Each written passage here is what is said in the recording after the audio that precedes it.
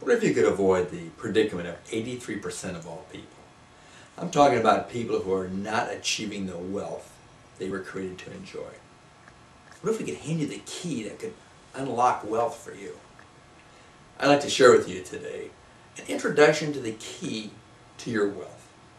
Now, this secret lies not in what you do, but actually who you are. And this is not just for business people or entrepreneurs or owners of large companies. It's also for people who have a job, homemakers, whether men or women, and even young adults ready and craving to emerge from adolescence. What you can take away from this is how to get on your path to your wealth and have it flow like a river. How to have the joy you used to have. Remember as a child when you role played and you dreamed big? That's most likely your path of your game.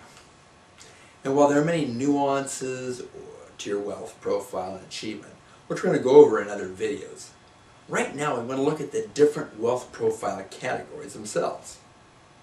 Now, first of all, what is wealth? Well, let's start with what wealth is not. It's not money or how big your bank account is. And it's not how many homes you own. And it's certainly not the car you drive, even if it's paid for. So wealth. Well, we define wealth. Wealth is what you have left after you lose all your money. Now I want to reveal to you the wealth matrix, which is made up of 8 points that represent the 8 ways to achieve wealth. See, there's not just one way, but actually 8 ways to achieve your personal wealth. Now, as you go upward, you'll find on the upward area that people are more innovative. They have innovation. And you'll find they're intuitive, heads in the clouds type of people. On the bottom end, in the yellow area, you have people who have timing and sense of time. They're more feet to the ground. Very different and very opposite types. Now we have another development. As it moves to the right, we take in different personality types, different people. As you move to the far right. Now on the left, you have introverted people. And on the right, of course, extroverts. And as you move along there, you'll find that the introverts are able to multiply and expand what they've got. The extroverts, what do? They magnify things. Now notice that there's 8 points, the 4 corners, and also the points or the lines have dissected the outside of the box, or the matrix. Let's go back to the original color, and let's clean this and take a look at again at the 8 specific profiles. This will be your, oh wow moment. Now I want to start at the top we were talking about. Remember, we're talking about intuitive type peoples? We have up there the first profile, and that is called a creator. Now a creator, again, has head in the clouds, but is always thinking up things. For example, who's one of the great creators of history? Walt Disney. Walt Disney was always creating things, always drawing things. Another famous one that you know of is Sir Richard Branson. Another one of the famous ones from history, Thomas Edison. Again, these guys are with their heads in the clouds, but always creating things and getting their flow, getting their wealth from that. And then Stephen Jobs, the guy who started with Apple, left Apple, came back, left, and came back again, has created a number of things. What a creator he was. And finally is the all-time creator, or the richest man in the world, Bill Gates. Bill Gates has created many things. He started many things, but not finished many. Moving on to the right, we have what we call your star profile. Now, the star profile is someone that, as you can imagine, shines and builds their wealth from being themselves. What famous one do we have here? Well, we have Martha Stewart. And she bounced in because when she was in her profile as a star, she made a lot of money. When she got out of her profile is when she actually got into her legal troubles. Now, moving on down the side here, we have what we call a supporter. It's a supporter who can put together teams, very valuable. And when they know that's their flow, that's where they should be, is putting together teams to help support, say, a creator. A very famous supporter is one who has helped support that creator up there right now. Who is that?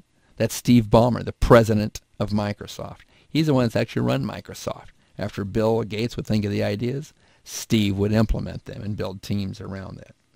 Now moving down, we're still on the extrovert side, but now we're moving down to the timing end of the matrix. And down at the bottom here we have what's called deal makers. That's right, they're always dealing. They know something about each transaction. They know both sides. They know what makes a good deal. Now who do we know would be good at that?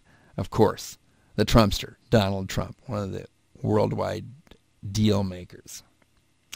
Now moving across, getting to where they're completely got their feet on the ground is what we call a trader. Now a trader is different in that they know when to move things, when to create a product that you can trade out into the marketplace.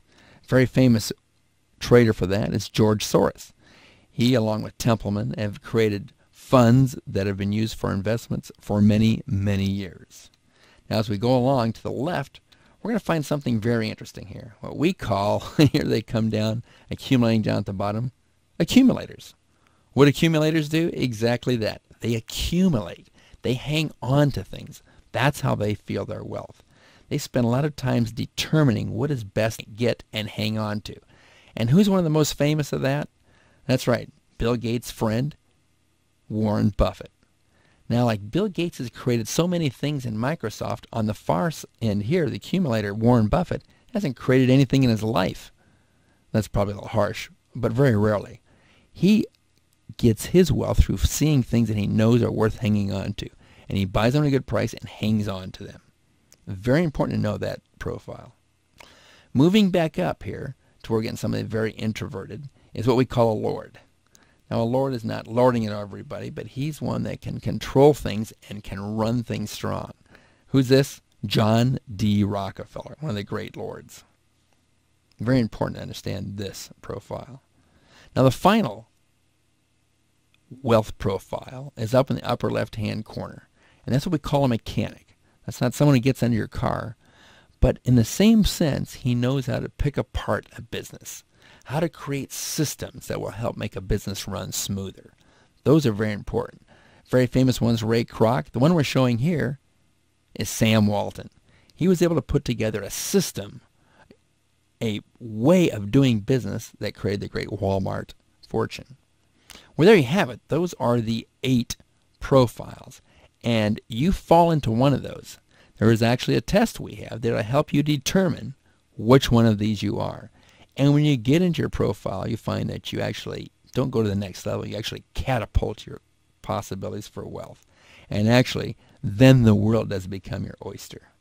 Those are the intersections where the 8 profiles of wealth enhancement or development actually are. Well, in future ones, we'll talk about how individual wealth profiles, like the creator, should team up with who? With a supporter. How a star should team up with what? A deal maker. And notice something there they're sort of skipping? Very important concept to understand. We'll go into that in the future. For now, this is Mike Seeley saying, thanks for watching.